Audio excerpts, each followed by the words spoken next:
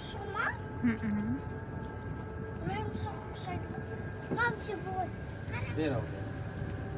Böyle. Aferin böyle.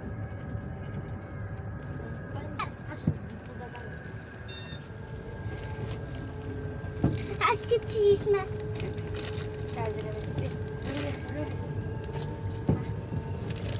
Öyle göz var. Yandım ha. Bak dişmiyiz. Aslı öyle de girelim ama.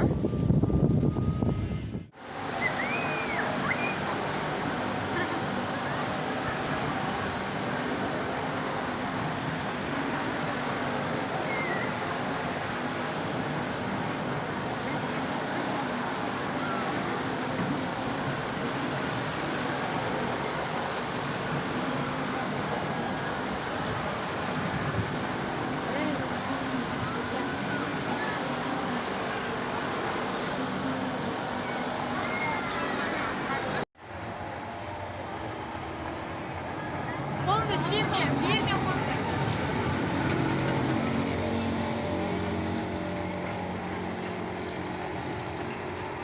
Korkmuş yine ne oluyor?